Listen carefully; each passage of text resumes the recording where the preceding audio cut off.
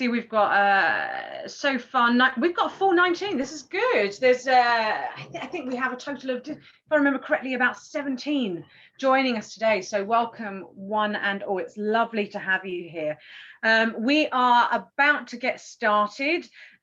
So our facilitator Andrea is here at the moment, and I'm going to give you a second to settle for a breather, Andrea. Very much. Yeah, thank you. There was a time zone, I think, clash there. I'm just going to my slides, and then I will be ready to rock and roll. So bear with me just ever so slightly while I go. That's all right, Andrea. If you start setting that up. So yes, there is a time zone, fun time zone fact for everyone at the moment. The US have changed clocks a week ago.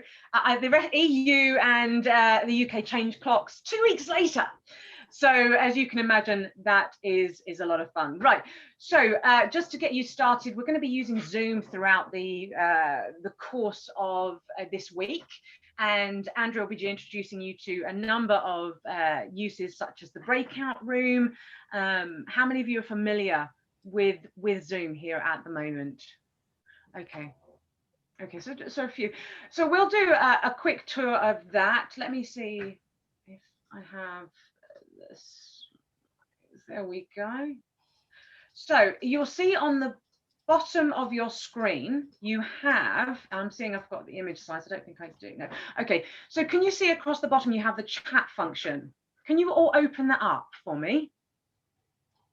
And just type hello and where you are based right now. Perfect. And the name of your organization.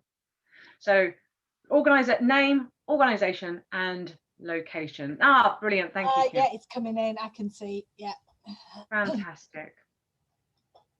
Lovely. Washington, Maryland. Wowee. So lots of, oh wow, Uganda as well. Yeah, it's going to be a late one tonight. To Jerry, I know that's a sort of a later time zone, so we have a colleague there as well. Right. Right, perfect, lovely. Thank you for that. That's really helpful. And you're doing a grand job there, Judith. Do you want to pick up on anything around reactions and things like that? But I can tell you now, I'm ready with my screen. So if you want to do anything else, and then I can. No, I just want to quickly cover. So of course you can unmute during discussions and use your microphone. You know what? It's great if you do have your camera on to be able to see you. We love that sort of open conversation. But if bandwidth doesn't allow, then don't worry. Now, every so often, Andrew may say, "Give me a thumbs up." You will see at the bottom of the screen that reactions. So if you can click on that, if everyone who can see it, can you see along the bar? It should be next to your share screen. Click on reactions. You'll get some options. You can either raise your hand or give a thumbs up. So if one of the things is, if you have a question at some point, you can also use that raise your hand. It will just stick a little icon in the top of your screen, and Andrea can visually see who is ready to ask that question. So on that note, I think you've got a sort of basic idea. Just as an introduction, Andrea is your facilitator. Kim and I both work at Humentum and are here to observe, because we're part of the development for this course, and we really want to see it in its use and in its sort of presentation and with people, how it's working. So we're going to sit very quietly in the back of the room, the virtual room.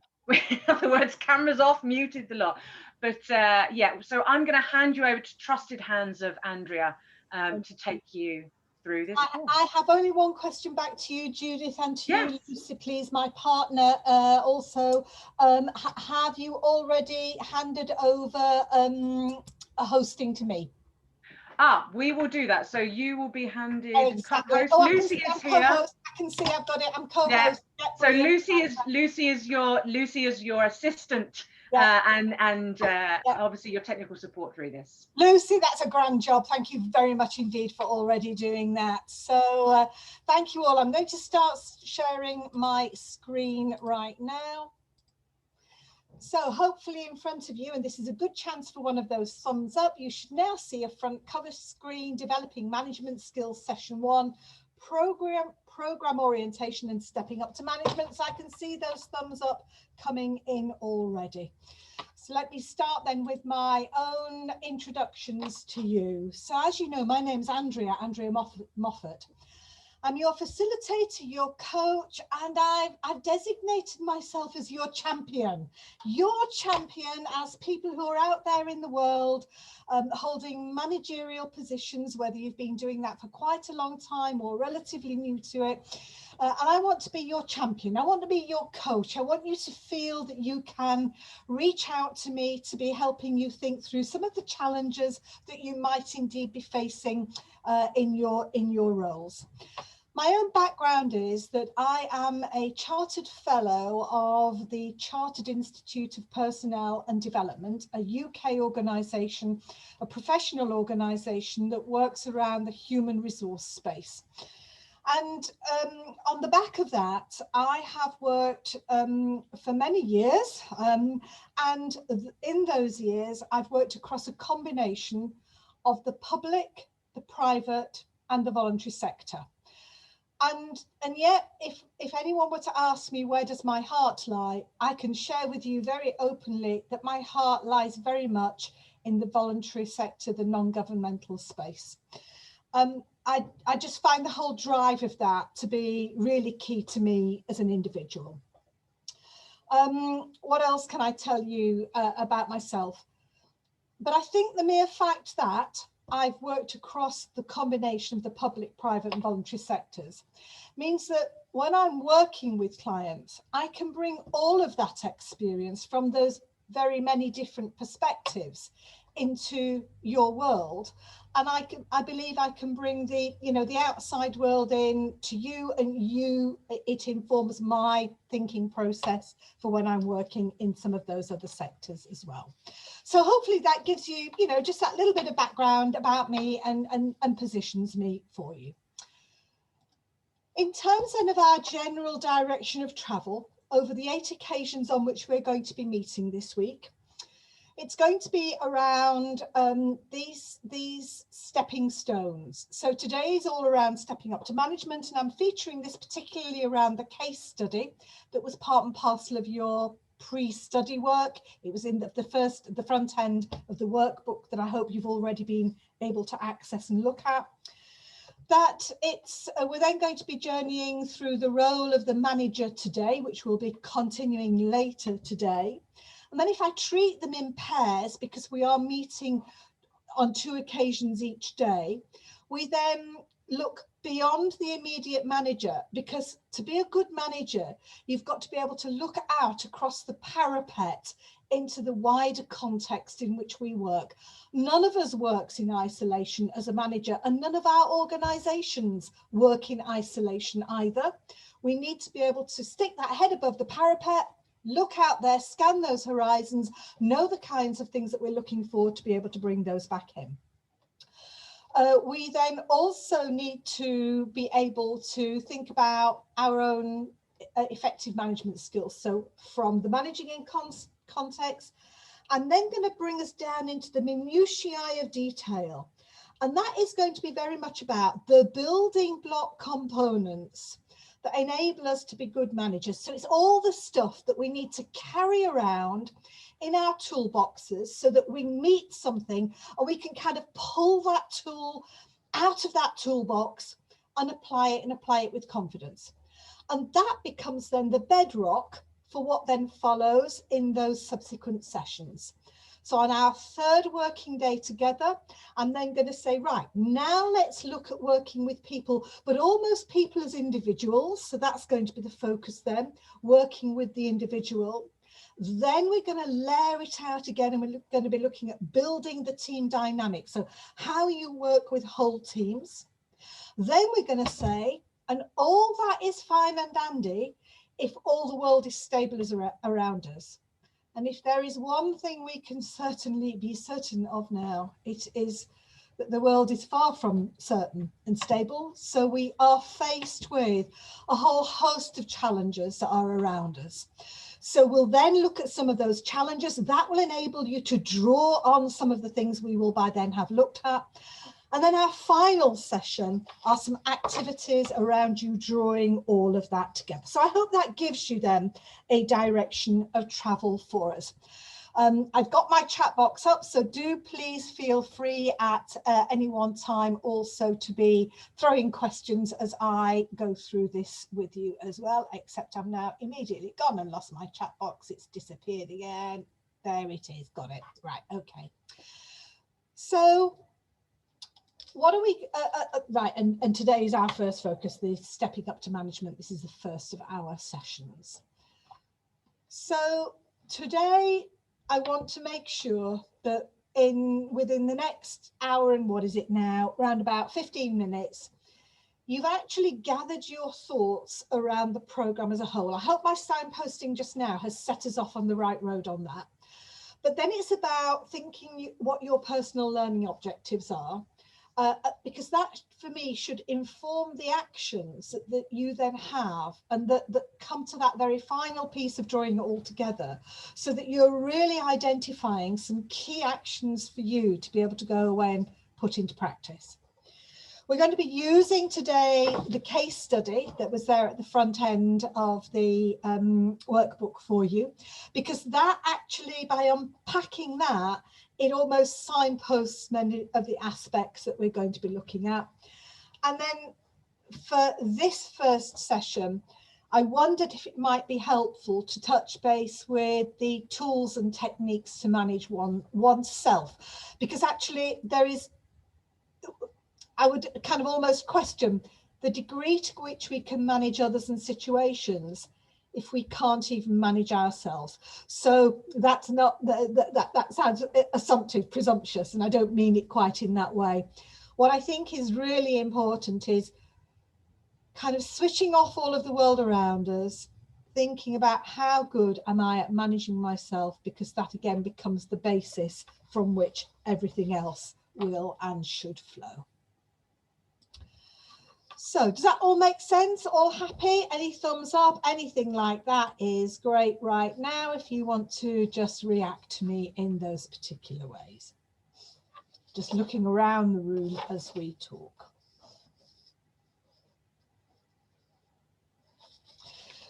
Now at this, thank you very much. Looking up and seeing some of those thumbs up going around. You're a group of people who Judith was very kindly just checking in with where you all are around the world. Whilst I could see some commonality in terms of the organisations for which you work, but massive distances between you in some case, and then people from very different organisations as well, I'm going to make that basic assumption of we don't really know each other. And I need to get to know you a little bit, just as I hope that you will value getting to know each other a bit, because there are going to be several times over the course of this programme when you are going to be working in breakout rooms, in 3s, 4s, 5s, and actually if there is some basis for you understanding each other, then that might be helpful. So my thinking for how we could be doing that is by you each popping your hand up, inviting you to open your mics and to introduce yourself by what you're now seeing on the screen, which is your name, your organisation and role, how long you've been in that organisation and the role, your location. We've got some of that already from the chat box. But now we're getting into the detail, the number of people you manage, what you think your biggest challenge is in your role, and if you can just give me some insight into your personal objectives. I'd already seen some of those coming into curators, so thank you very much indeed for that. But if you could just vocalize that a little bit. And then I've got a one-word challenge for you. And the one-word challenge is, how do you feel about this program? And guess what? You've got to do all of that in as close as you can make it to 2 minutes or under. So having thrown that challenge, do I see, Heba, your hand is up. Are you offering to go for me? Yeah, take it away. Yes, please. Can I start? Thank you. First of all, thank you so much for hosting us and for giving us this very beneficial workshop. I'm glad to be with you. My name is Hiba Shatila. I'm from Lebanon. I work with the Social Impact. It's a United States organization that does a project for USAID, United States Agency in Lebanon. I'm the operation manager of the company. I've been working with them for more than 10 years now. We're located in Beirut. We are about 16 or 17 in total. My challenges is that I would like to see myself improving and being promoted from my position, which is now operation manager. I would like to aim higher. This is as well as my personal objective. So I would like to know more about management, and I think here is where this course or workshop helps me to become involved in more in program management. And that's it, really. I'm very interested to be with you. Brilliant. Interested is your catch-all word. Hiba, thank you so much for starting us off on that. Who'll go next? Thank you. Thank you so much. I'm trying to look around my chat room to see where you all are. We need to keep it fairly pacey, so if you just go for it with a hand and take it away. Lovely. Tara, you were the next person I saw. Do you want to take it? Sure. Hi, everyone. My name is Tara Gingrich. I'm Associate Humanitarian Director with Oxfam America. I've been with Oxfam for over 10 years, but in this role for about 2. I always work from home, actually. Pre-COVID, I'm based in Maine, managing 7 people right now, though it's varied over the time. I think the biggest challenge is I felt a little like Jane in the case study of balancing kind of my management responsibilities with other responsibilities. So that I think is my biggest challenge. My personal objectives.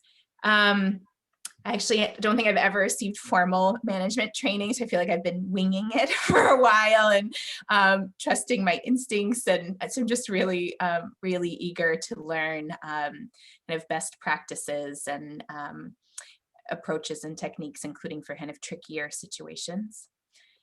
How I'm feeling: motivated. Oh, lovely. Perfect. Thank you so much. Looking at the next hand, where do I see? Jerry, I see your hand. Thank you, and hello everyone. My name is Jerry Bigena. I work with International Medical Corps as Regional HR Business Partner. My role covers Northeast Africa, Asia, and Europe. I've been in this role about 25 months. My biggest challenge would be working with a fairly geographically dispersed and perhaps also ideologically diverse group of people that I need to find some common areas to bring them together around our global HR strategy and also keep them accountable in their roles. My personal objective would be modern management, a better understanding of that, remote management, and perhaps motivation of diverse teams. I'm excited about this program and looking forward to getting to know and studying with every one of you. Thank you. Wonderful. Thank you so much. I'm getting excited, motivated, interested. Next hand, Maura.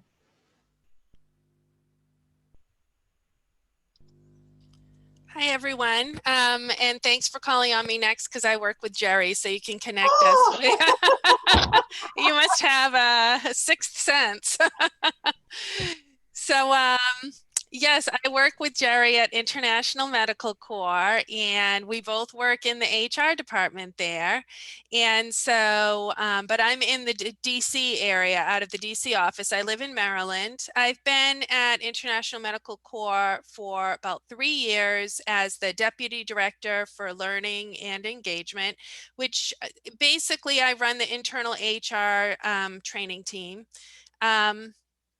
And I am, really looking forward to this course because, one of the challenges that I've had in my role since COVID has started is in being able to kind of, keep my entire team motivated. The team, although I supervise just 4, they're all from different walks of life, and it's really challenging sometimes to know how someone's really feeling or doing remotely. So I'm hoping we can, get into some of those discussions, and I might get some ideas to improve that. The biggest challenge of my role is that we are a small training team and we're a large organization of 7,000. So it's always prioritizing what to work on. And some of those same challenges of working myself and managing the team and others as well. Word describing how I feel about the program is just opportunity. I just feel like this is a great opportunity for me to be able to participate. Fantastic. Thank you so much, Mara. Tariq, would you like to pick it up? Sure. My name is Tariq Ahmad. I am at Oxfam. I am a senior policy and research advisor. I actually am currently not a manager, but I will be going into a manager position for a temporary time period. So I'm getting myself ready, but I've already been in the role before, so I'm excited to get back to it. I've been at Oxfam for over 11 years. I'm based in Washington, DC, and when I'm in the management role, I will be managing 4 people. I think the biggest challenge for the role is twofold. One, that I have very limited management experience, but I'm excited to learn. And then the second part of it would be that there are some people that I'd be managing who are very senior and high level and really high performing. And so it's always going to be a little bit intimidating to try to work with somebody who, probably might know better than you on some cases, right? My personal objectives are to become a better manager. And just someone who could be a lot more results driven while also being respected. And one word for this would be excited. Brilliant, lovely, super. Thank you, Tariq. Looking around, Daniela. Hi everyone, I am also from Oxfam. So my name is Daniela Giardina. I have been working for Oxfam about 7 years now. I am based in Boston. I started as a technical advisor, so I also felt a little bit like Jane. I'm a water engineer. So, right now I'm the disaster risk reduction and resilience acting manager. I have been acting manager for about 1.5 years. And I also never received really a training on that. I've been managing 5 people at the beginning and now 3, and then a couple with dotted lines. And so the biggest challenge I have, I think, also managing a lot of priorities, and not only managing priorities, but also program priorities. And I think that is a challenge in terms of workload. And my personal objectives are learning how to strike that balance, and what is more important to do and what is less important to do, and also how to give and receive feedback. That part in dealing, with goals and people that you manage, it would be like something that we would do more and more. So I would like to learn more on that part. And I am very excited to be with all of you and learn from each other as well, and see how other organizations are dealing with this challenging of also being less people and continuing the work forward. Thank you.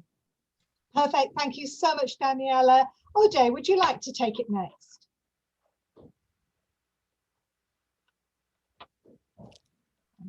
Okay, thank you. There you go. You've got it. Oh, great. Hi, everyone. Thanks for this opportunity, Andre. My name is Ode. I work with Accountability Lab Nigeria. We basically are a global organization with a headquarters in the US in DC, also operational offices in South Africa, Nepal, Pakistan, Mali, Liberia, and Mexico as well. I work as a country director for the Nigerian office. I've been in the role this is the 4th year running. I basically started the Nigerian office here in Nigeria. I'm based in Abuja. Previously, I'd managed the whole staff in Accountability Lab, basically over 12 persons, because it was more like a startup and all of that. But when we started putting structures in place, at the moment, I managed about 4 to 6 persons.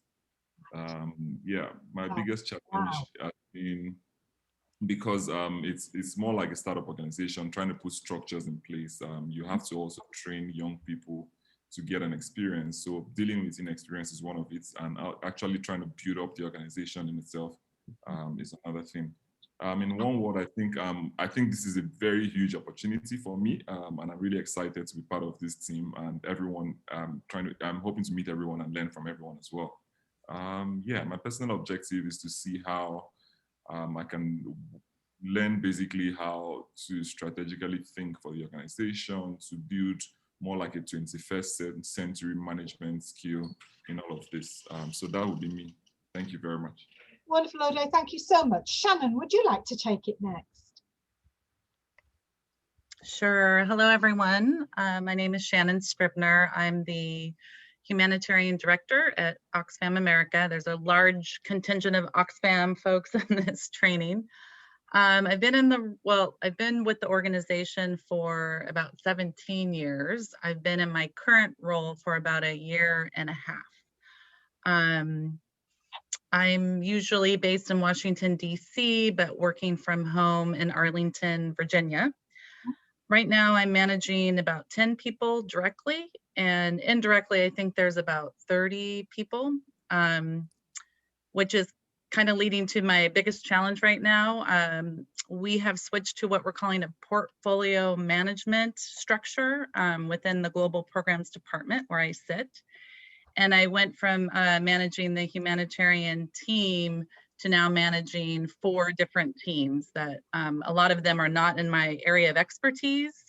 So I'm humanitarian at heart, but now I'm doing other work where the people on the teams are the experts, which is good news, but also a challenge because I need to manage these different teams now and also bring down my number of direct reports, which I'm working on. My personal objectives are just to learn some maybe organizational tools, but see what's in that toolkit, learn from all of you. I've had some management training, but not in a while, not in a long time. So excited is my word to be in terms of looking forward to this. Super, Shannon. Thank you so much. If I turn to, is it Scott? You take it, Scott. Thank you, Andrea. And I'm Scott. I'm one of the people who's meant to potentially relieve some of that, some of the number of direct reports going to Shannon. I also work for Oxfam, based in DC. Work on policy, humanitarian policy. I've been with the organization now for more than 9 years, and in more or less a similar role for that whole time. So if this all happens the way we think it will, I will initially manage 3 direct reports. I think my biggest challenge is the same as my personal objective in terms of what I'm trying to really focus on, which is how to work with direct reports to be more focused on results and to really be rigorous about a strategy while respecting their expertise in a way that Tarek mentioned. Like the people that I expect to manage are bona fide experts in their field. Mm-hmm. Wonderful, thank you. And my word is excited too. Yeah, your word, yeah, lovely, that's wonderful. Thank you so much. Holly. Thank you so much, Andrea. It's good to be here today with all of you. My name is Holly Jordan, and I'm the new Business Development Manager at American Near East Refugee Aid. I've been there for a little over 2 years. I'm in the Washington, D.C. office. In the past 2 years, I've gone from 1 direct report and 1 intern to having 2 direct reports and 3 dotted lines as we've been expanding very quickly. And this is my first management position. This was a radical career change for me coming out of teaching at Virginia Tech and a couple other colleges. So for me, this this challenge is navigating kind of the hierarchies and the chain of command and knowing kind of best practices when you manage somebody directly versus when you do have that dotted line, and how to ensure that everybody knows who they're reporting to and their order of tasks. And then how to respond very fluidly with that, because all of my indirect reports are in Beirut, Amman, and Jerusalem, respectively. So a lot of moving pieces, but ultimately how to manage people overseas, both with direct and indirect lines. And then I guess, so that's both objective and challenges probably rolled into one. And my word for today is pumped. Right, lovely, fantastic, thank you. Gibson, would you like to take it? Sure. Hi, good morning, everybody. Hi. I apologize for the mask. Our water heater went last night, so we've got people here repairing it. So that's fine, exciting. No problems, understand.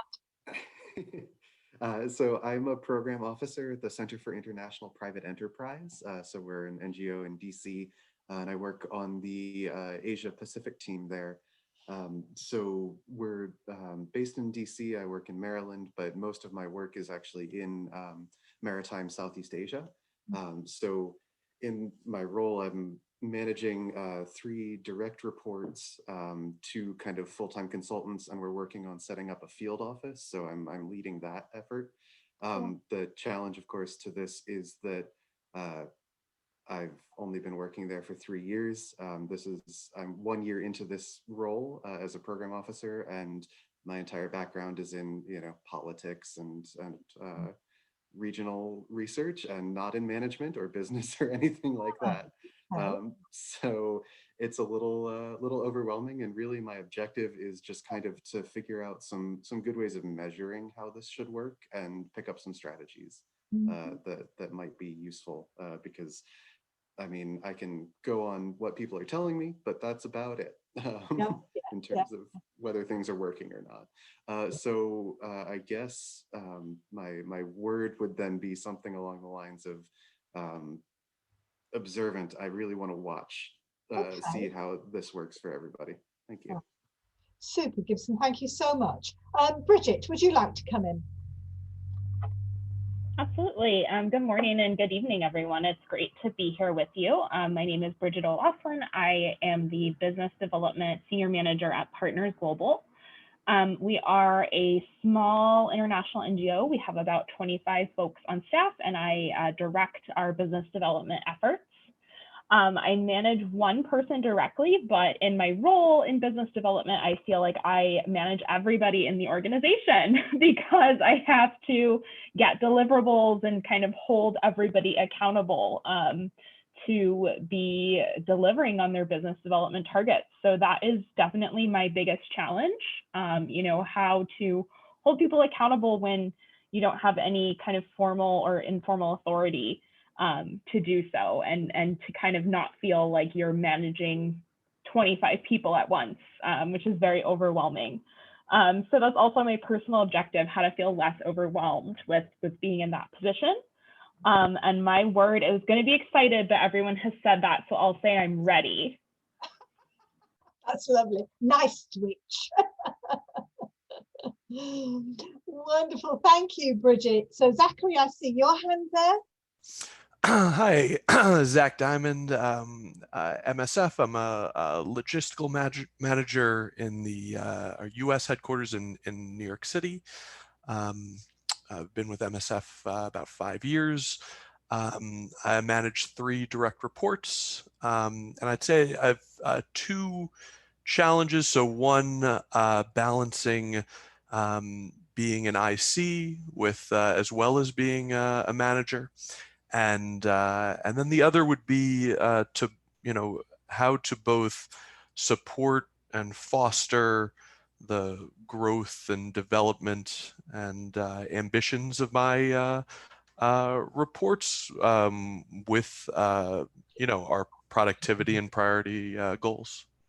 Lovely, nice phrase. Yeah, nice phrase. Lovely, perfect. Yeah, we're going to be looking certainly at that. Yeah. Did you have a word there? I can't remember, Zach, if I'm honest. Oh, ready. ready. So that's right. Lovely. You did. I was so then wrapped up in where you were taking that. Thank you for that clarification. So I'm now zooming along through the room. I think there were perhaps a couple of other people I have missed. There is, I'm looking. There you go, Sophia. You were in my eye line and then you disappeared again. So thank you for getting my attention. Go for it. Yes, I was waiting to be one of the last because I'll start saying that I'm a little bit embarrassed. My name is Sophia. I work for the World Bank, and I think hearing from the other folks, I'm maybe one of the most junior staff here. I'm not in a managerial role, but I am super interested in learning skills. I have to say, especially because and I'm sorry to be so honest, but I've had so many bad managers. So I am super interested in learning new skills, and personally looking forward in my professional career. I've been at the World Bank for 8 years now. I am now based in Washington, D.C. Used to be at the country office in Brazil. I'm Brazilian. So I've been in Washington, D.C. for a bit more of 3 years now. So do not directly manage any staff, but I think in many big organizations like the other folks here at the World Bank, we work very much in small teams within a big team. Yeah. So I feel like I interact, manage mostly consultants and even more junior staff than I am, since I've been at the organization for a long time now, almost 8 years. One word for me would be excited. And I think that's it. Wonderful, Sophia. Thank you very much. This course is designed, this program is designed so it's about people who've been in management for a while, but equally those who are new to it and aspiring. So that's absolutely fine. Sarah, I see your hand up. Hi everyone. Yeah, my name is Sarah Squires. I actually work at Humentum. I'm the communications and content manager here. I've been with Humentum for almost coming up to 2 years. Obviously, we're all remote, so I'm based in Paris, France. I have one direct report at the moment, and he is based in the US. And that kind of feeds into my biggest challenge in the role. It's not my first time managing other people, but it's definitely, I used to manage people in a more kind of project-based scenario. So my work was in storytelling, and I would go to different countries for specific projects and work with people quite intensely, but for short time. For a short time. But now I'm with somebody sort of more permanently, and as that person is sort of in a very different time zone to me, it's that striking that balance of, you know, how best to communicate and work with this person so that, you know, it's like sort of beneficial for both. But also just kind of touching upon what I've also heard is that I've had great managers and I've had some not so great managers. So I'm kind of feeds into my personal objectives. I really just want to make sure that I'm doing the best that I can to work within best practices. And yeah, I'm really looking forward to learning from everyone else and just kind of understanding more about their experiences. And I think my word would be motivated. Motivated, that's lovely, Sarah. Thank you so much. And I'm just glancing up and down and around my room. Have I missed anybody out? I don't think I have, but please do help me out here. And if you spot, if I have unwittingly missed anybody out, just please pop your hand up so I can come to you. I can't see a hand going up, so I think I am good to go. Thank you all so much for those introductions. They do take time, but I do think they are extremely important when we are going to be a group of people who are going to be working together over 8 sessions, and when you're going to be working in small groups. The real value of a program like this comes from your interactions on the basis of some of the theories and concepts that I cover. And therefore, what I wanted to try to do was A, to get to know you to get to know each other a little bit, and therefore provide that that comfort, that confidence that you would be able to share with each other. So those were something of my motivations behind that. Thank you for that. Therefore, oh yeah, you've done that, right? Okay, right, we do that in a different form. Right, okay, get the right slide. Here we go. I've already now, with that statement, begun to hint at some of the principles on which we've designed this whole program. I don't know to what extent any of you might already be familiar with some of the work of Charles Jennings, who in recent years has captured this idea of the 70-20-10 model of learning. The acknowledgement that actually we are all learning every day. You know, it's taking up 70% plus. If we had to stick a number on it, it takes up 70% of our time, because we're learning through doing, we're learning through experience, we're learning through getting things right, we're learning through getting things wrong. And that is extremely valuable. The 10% at the opposite end of what you're looking at here in this screenshot is the learning and development that comes through a structured program. And I actually believe that anything that I do with you is absolutely dependent on that 70% of your experience that has already been, and that is already yet to come, but that this is already yet to come, you will probably then begin to see in different ways on the back of the formal content of this.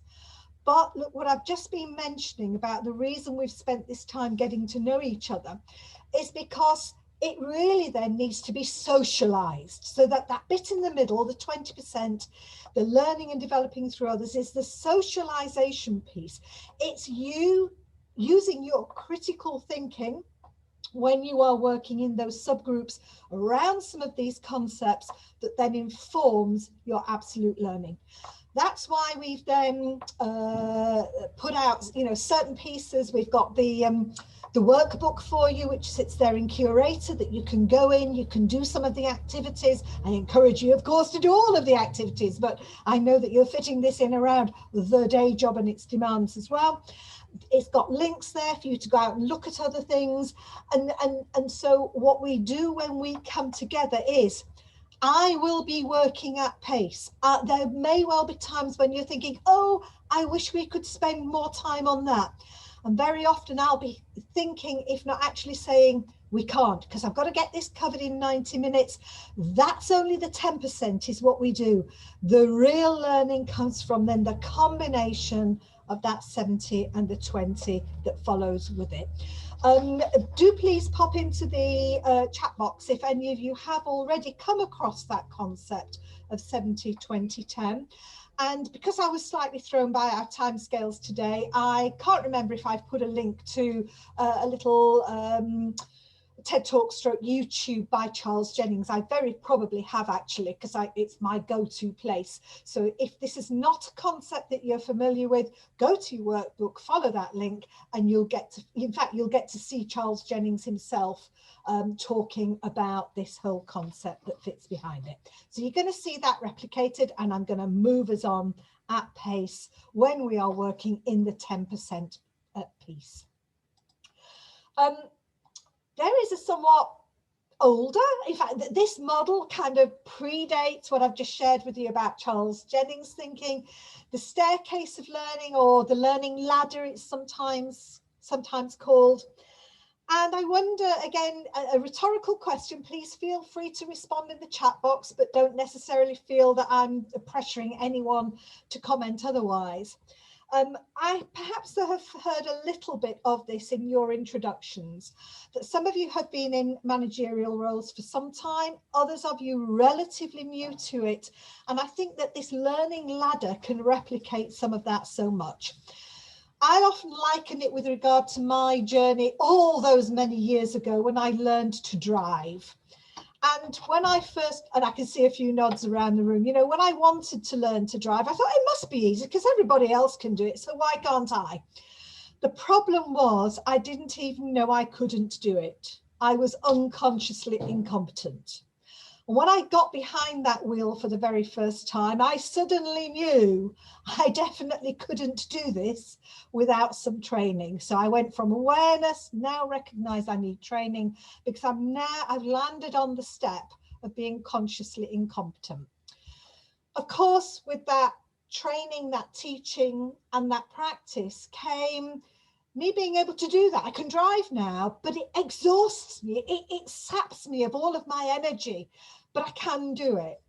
And then came that day after I'd passed my test where I suddenly realized I'd driven down this road and I wasn't too sure how I'd done it, but I must have done it okay because nothing terrible had happened around me. And I'd landed in that. I can now drive, and actually it's freed up my thinking to be able to observe, watch, look, listen around me much more acutely. I'm now unconsciously competent. But I just share that with you because I do think that mirrors our experience of management. It certainly mirrors my experience of management. I don't park myself now on that top rung of that ladder and say, I'm now unconsciously incompetent. I actually would say there are times when I am quite definitely consciously competent. And I actually think, oh, there's a big challenge here. And I want to kind of think which of my toolkit skills may well best serve this situation and my relationship with this individual or this set of circumstances. So I am very often consciously competent. There are times when I go, what do I do here? And I become suddenly consciously incompetent. So I am likely to operate in any one day across all of those. And that may well be the case for you. You can recognize that even now. But I draw our attention to this for the purposes of our 8 sessions together, because I actually do want you to play around. I want you to take some risks. When you're in groups and you're saying, well, how would it be if I approach this situation in this way? You're somewhere between that conscious incompetence and the conscious competence. So I actually want you to think, if some of you are visual thinkers or you like analogies and stories, if this kind of set of analogies works for you, thinking about, right, where am I right now with regard to this particular piece, then please do and feel free to do so. And the last of these kind of first baseline theories and concepts and ideas I want to share with you before I get you working in the on the case study is this one. It's Johari window, which a number of you may well already be familiar with, but I'm going to build it, and I'm going to build it at speed. So I'm going to ask you to just go with me on it. It's named after two people, Joe Ingham and Harry or Harrington Luft, in fact. And they talk about that there are things I know about myself, but there are things that I don't know about myself. And that then when you look at the rest of the world, there are things that the rest of the world knows about me. I've already shared some things with you about me, so we would place those in that top left-hand quadrant already. And there are also things that you don't know about me, that it's not appropriate for the nature of the meeting and the working together for you to know. And there are things that I would choose not to share. And so then we have labels for each of these, do we not? So my illustration, things I've shared that both you know and I know, are what's called in the open or the arena. The things that I don't know about me, but that you do, are the things that you observe about me. And I am blissfully, I think it's blissful, I don't know, unaware of. It's my blind spot. I'm going to come back to that blind spot in just a moment. There are the things that are inappropriate, not for this context, this setting, are hidden, the facade. And then there are things that I don't know and you don't know, because circumstances have never pushed either of us in that direction for it to be reeled at all.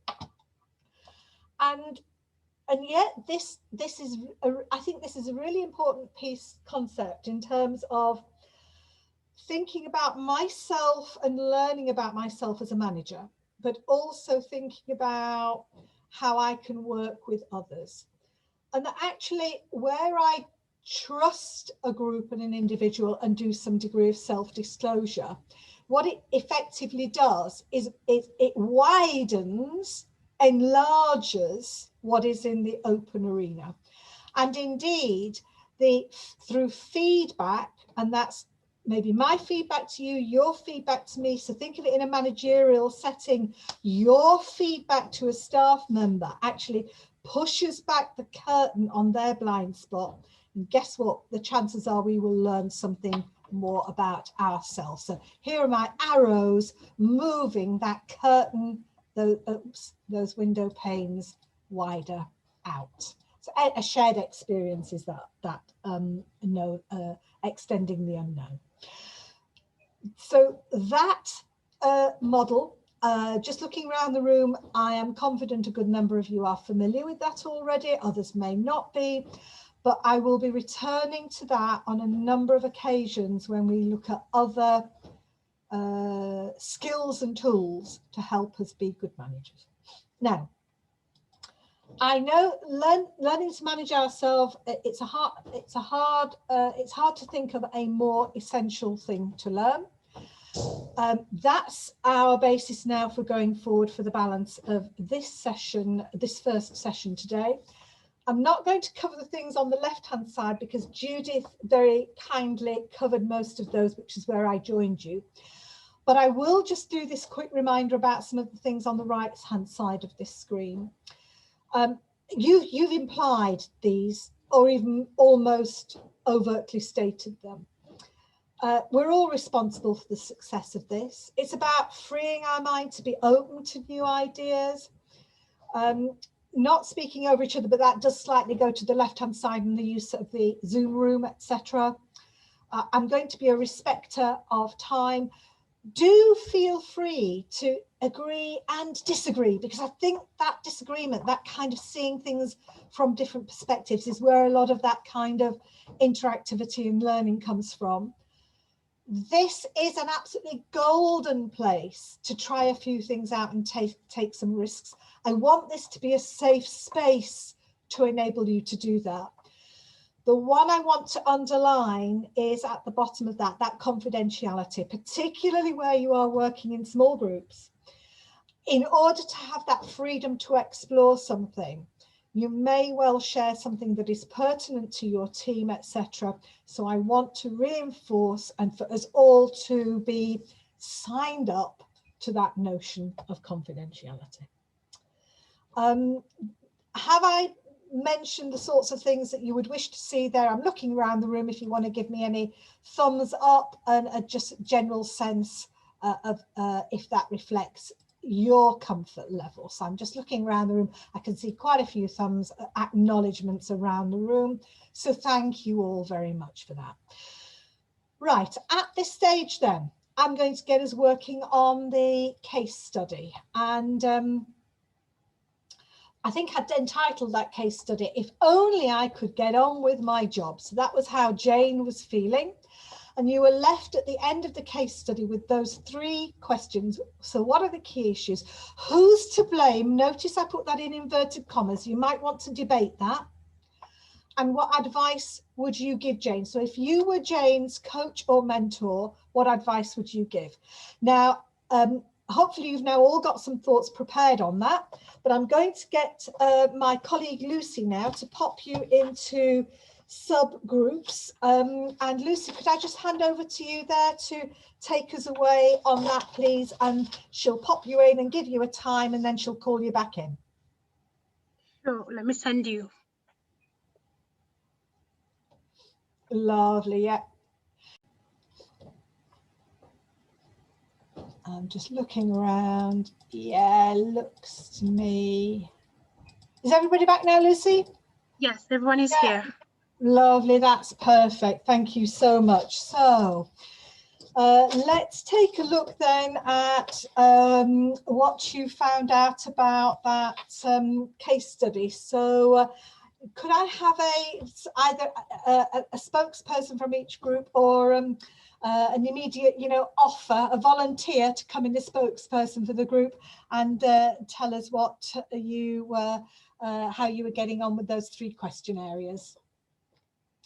room one, should I call you in the order? Room one. In room one we had Jerry, Sarah, Sophia, Tara and Zach. So would one of you like to take it away for us?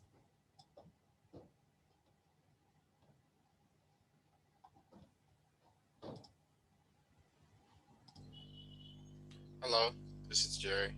Hi Jerry, thank you so much. So what did your group observe? Well, we observed a number of things. The key issues.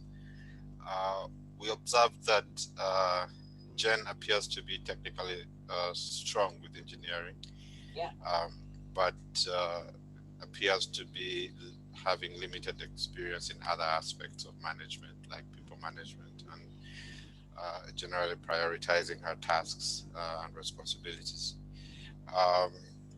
We also thought that she was struggling with prioritizing her work assignments and focusing on certain aspects of the job, ignoring others. Yeah. She was keen to take on additional responsibilities or assignments, even when she's struggling with her current assignments. And she was struggling with people management, evidenced by her situation with the community liaison officer. Who's to blame? I think Jen takes certain portions of the blame because I think that she needs to take responsibility for planning and organizing her work better. I think that she probably did or does not understand her new role as country director and is more drawn to her previous role. So she needs to try and understand that role, perhaps by engaging with her next level manager. I think that headquarters needs to organize an orientation for Jen so they take a bit of responsibility, because there is no mention of that done to help her understand the role of country director. And then we also thought that the community liaison officer ought to have interacted with Jen with a little more professionalism. I think he was not so professional in how he raised his concerns with her, and she wasn't either on how she dealt with the situation. Exactly, yeah. What advice would we give Jen? One, to perhaps have more orientation on her role, perhaps with another country director from a separate country. Lovely. For a long time.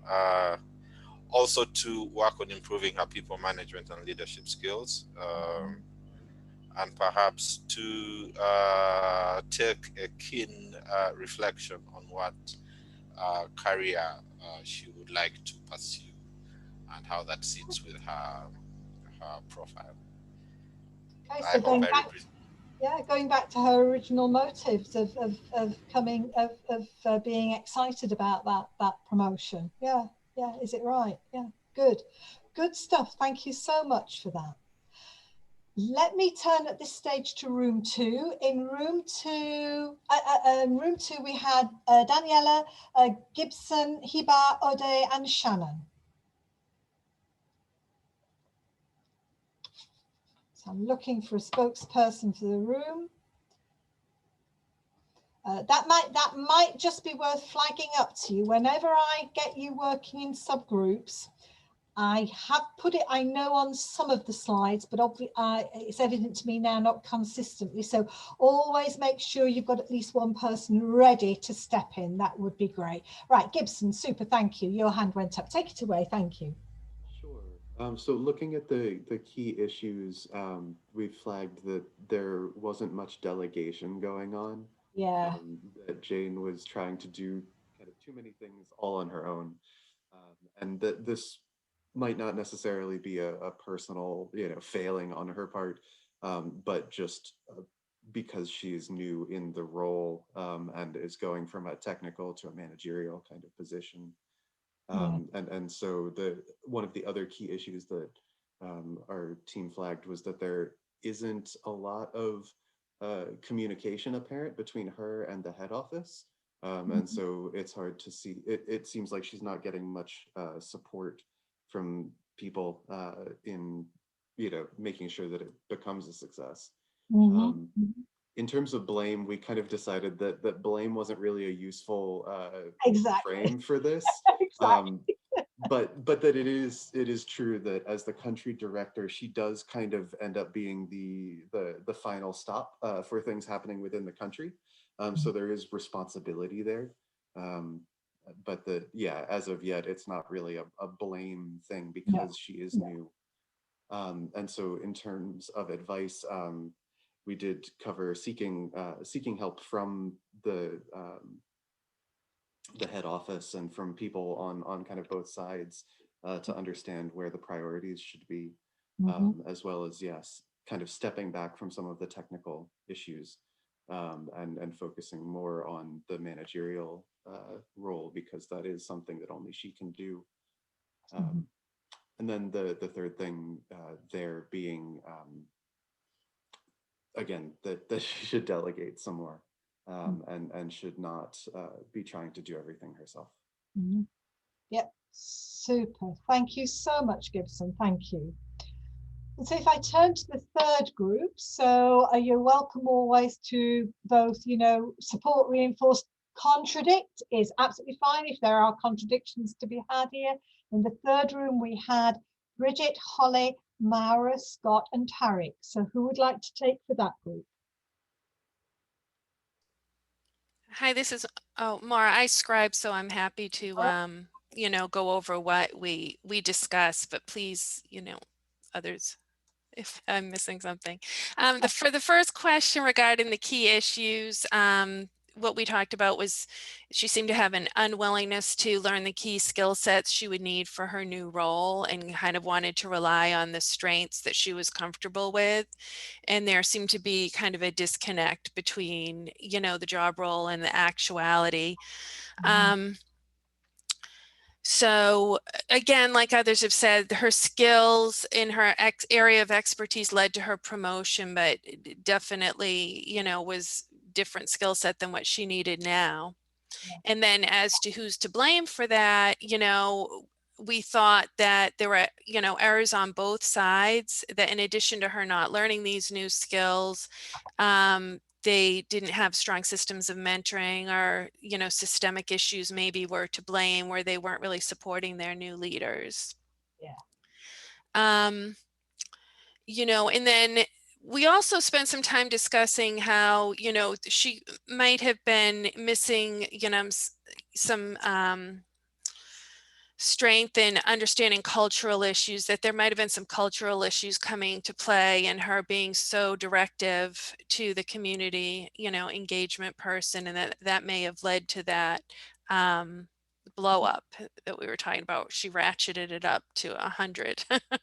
Yeah. And then finally, for advice, we talked about her needing to step back and organize her tasks and take a look at her role and take time to plan and, focus on the team. Yeah, because there's that bit in there, isn't there, where she's under some pressure to produce a document and she's not gone out and asked anybody else. So kind of it's all fallen about her ears, really. Yeah. That's right. A couple of lots of interesting points coming from all of it. Maura, thank you. I think that notion of the cultural issues is very interesting, because I think there's cultural issues at several levels. If it is a widely dispersed multi-country setting, there may be cultural at geographical cultural levels, as well as cultural differences in terms of, the way I operate versus another person in a team who operates. So the word culture operates, I think, in many different ways.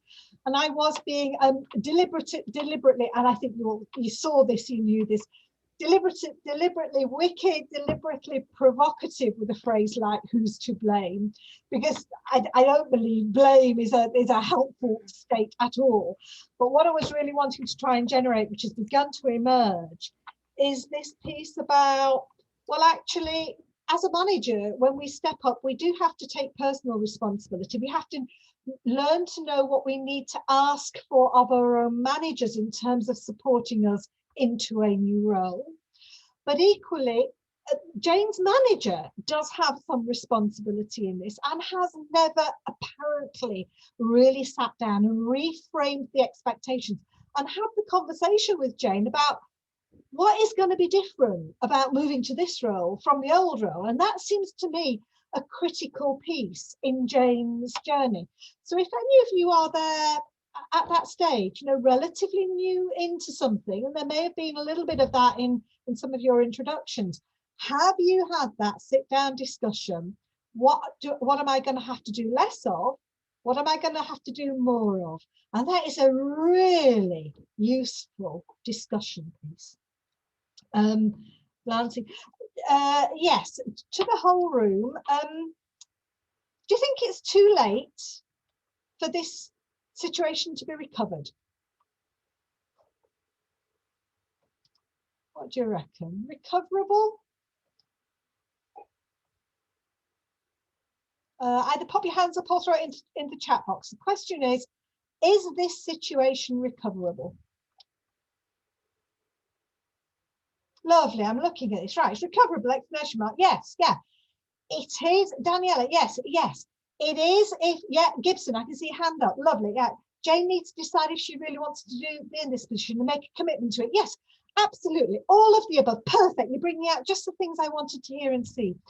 It is. If she now stops and takes stock, make sure she has that conversation with her manager. I think a couple of other things that are on my list here are she needs to go and eat humble pie. She needs to hold the hand out to that colleague with whom she had the bus stop. And because otherwise it's the thing that's never going to be mentioned, but is always going to be lurking there in their relationship. So she needs a degree of humility. I'm sorry, I think I got this wrong. Could we start again? And she has a chance of recovering that in that relationship as well. Exactly, Tara, they just can't keep avoiding each other. What a detrimental effect that's going to be on those two people and the rest of the team and the rest of the stakeholders in that. So she's got to actually be brave and bold to that. And aside from having a conversation with her line manager, I think one of the groups was talking about buddying up with another country manager, which is great. And I often think of that as having a coach or a mentor.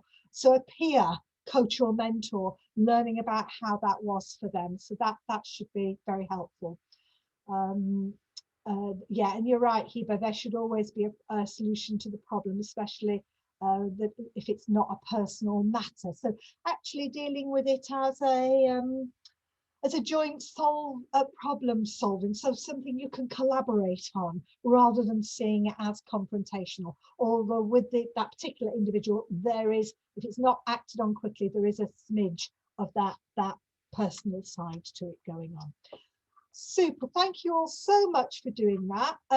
I find that when I run this program, even through the rest of the modules, we do tend to refer back to Jane and the case study. So if I use that language, or if you wish to use that language, you know, remember Jane, remember the case study, because I think you'll see echoes of that coming through in the rest of what we look at and do right now.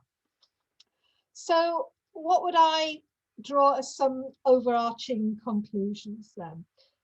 When we step up to management, we need to take responsibility for ourselves, our actions, and for others. You need to own it. So here's my own it stamp on the left-hand side. And if ever you were head down in a pod, a specialist, in a darkened office on your own, then it's time to reassess how you'll manage yourself, because you've got to stick your head above the parapet. You've got to be looking around and scanning that internal and those external horizons and socializing your activity and learning. Now, I am just looking at time, and I now make it almost 25 past the hour. And because of that hiccup start, I don't want to force fit in a piece on time management right now, even though from some of what some of you said as your introductions, I think that it would be beneficial when we come back later today for me to pick up with that, because if we can manage ourselves and have some good strategies around how we manage multiple priorities, multiple projects, and this is partly what was happening for Jane as well, then I think that would be a useful revisit. So I am going to flash through some slides now to draw this session to a conclusion, and then I'm going to come back to those personal time management pieces before we proceed with our next session. So just bear with me while I kind of go crazily through this bit. I will meet this next time around. Okay, this is where I want to be. So, and I want to finish with this, because every time we finish at the end of a session, you're going to see images like this pop up. I do like a mountain. If you hadn't already told from my backdrop, I like a mountain, I like snow, and but here we are driving on a mountain road. And for me, as a driver, I'm looking ahead to the mountains, I'm trying to see around corners, looking up, looking down. But equally, I've got my door for my rear view mirror going on here. And this is the analogy that I would like us to use every time. We're looking ahead and we're looking back. I want you at the end of every session, please, to be prepared to go back to mentally, if not physically, to your own personal objectives for this program. You all gave me insight into some of them. I'm sure you had many more you could have mentioned. And I'd like you to be thinking each time, so what have I got from this 90-minute session that feeds into one of those objectives for me? Therefore, what have I learned from it? What have I gained from it? And that then links into what your own takeaways are. So from when we meet later on today, I will be concluding that session with you either opening your mics or actually popping your takeaways on the chat room as well. And therefore, as part of that, in your own main workbooks, you've got not only the place to have captured your personal learning objectives, but at the end of it, you've got a piece where you can note down your learning as well as through the workbook itself. And at the end of each session, I encourage you, therefore, to be looking at those personal objectives and then thinking, right, do I already identify something that I wish to learn, wish to apply in terms of actions? My two images here, any comments in the chat box about what those images are, whose they are by any chance? Any know? I'm watching the chat box. Da Vinci, yeah, it certainly is Da Vinci on the left-hand side. That's right, it's an extract from Da Vinci's notebooks. The ones on the right-hand side are from the British engineer Isambard Kingdom Brunel, who built lots of the railways in the UK, lots of bridges, lots of major roads, lots of major infrastructure in the 19th century. And both of them were noted for having these learning logs. And I have this image, I can't demonstrate this, but I kind of have this image of both of them, keeping these notebook logs, doodling in them, going, oh, I've got an idea, and writing it down, but never knowing if they would ever look at that same page again or not. But maybe they did as well, and then taking one of those ideas and only being able to take it forward after they had had some other experience. And I think that imagery, you know, works very well indeed. So your workbooks, if any of that as analogies work for you, I would like you to do that. Oh, and I've got some, May I share it here? But you have said it out to everyone. The one on the right looks like your note. Scratches. So that's lovely. That's fantastic.